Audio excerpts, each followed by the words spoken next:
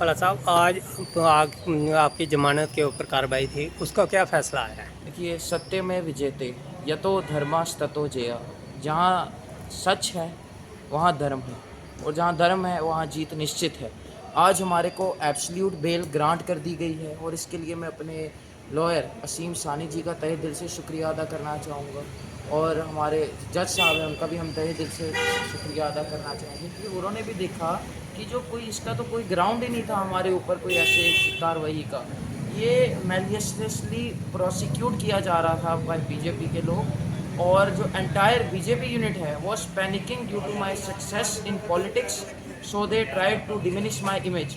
और आज का जो ये जवाब है, ये सबको जवाब मिल चुका है कि कोर्ट ने भी हमारे को जो है इसके ऊपर एब्सोल्यूट बेल ग्रांट किया। तो मैं तहे दिल से सबका धन्यवाद करना चाहूँगा।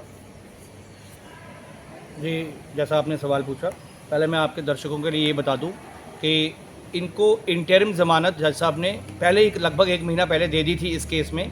ये वो केस है जहां होम मिनिस्टर अमित शाह साहब का इलेक्शंस के दौरान में कोई वीडियो आया था जिसको एलिजिडली कहा गया था डॉक्टर्ड वीडियो, और इन पर इल्ज़ाम लगाया था जस्टिस जी पर कि इन्होंने वो वीडियो शायद प्रिपेयर किया है कि चलाया है, लेकिन वो IT एक्ट में ऑफेंसेस नहीं लगाए गए थे।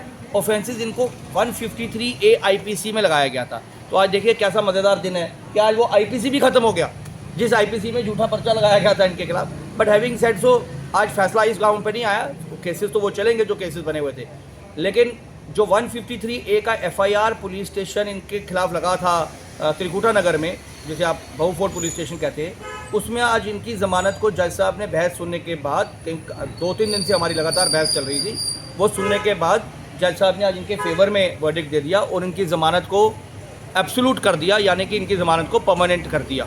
तो आज अभी हमने ज़मानत देकर आए हैं और जज साहब ने 50,000 रुपये की ज़मानत हमारी एक्सेप्ट कर ली है, और जस्टिस जी को जो है एंटीसिपेटरी बेल पे रिलीज़ कर दिया गया है। आगे अब इन्वेस्टिगेशन का पॉइंट है, इन्वेस्टिगेशन में क्या होता है, जुर्म पाया जाता है कि नहीं पाया जाता। और आपको तो पता ही है इस सिलसिले में कि ये डॉक्टर CD एक स्टेट में नहीं, तेलंगाना में FIR लगा और कई स्टेट्स में FIR लगा, कहीं बनाई कहीं नहीं बनाई।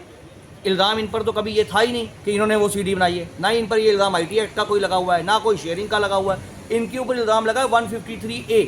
यही हमने जज साहब को आर्ग्यू करके आर्ग्यूमेंट्स के दौरान बताया कि 153A IPC होता है जहां आप एनिमिटी कॉज करो between classes, between religion, between people. ये इलेक्शन के सिलसिले में अपनी कैंपेन कर रहे हैं, इनके एक पोर्टल से या इनके एक सोशल मीडिया हैंडल से एक वीडियो अमित शाह साहब की होती है और इनके नहीं, कई पॉलिटिशियन ने की। अब उस पर इल्ज़ाम आता है बीजेपी के ऑफिशियली जो है उनकी कमेटी ने, जो उनके कमेटी के प्रबंधक हैं, उन्होंने एक FIR लगाते हुए कहा कि जी इन्होंने एनिमिटी कॉज की है बिटवीन 2 क्लासेस ऑफ पीपल। कौन सी वो क्लासेस थी, कौन वो लोग थे, किसका CD था, क्या होम मिनिस्टर साहब ने स्टेटमेंट दिया, कभी उनका अपना इल्ज़ाम था? मतलब CD मेरी बनी है और इल्ज़ाम जो है वो राजस्थान में कोई जाके मेरा दोस्त लगा रहा है, तो ऐसा होता नहीं है।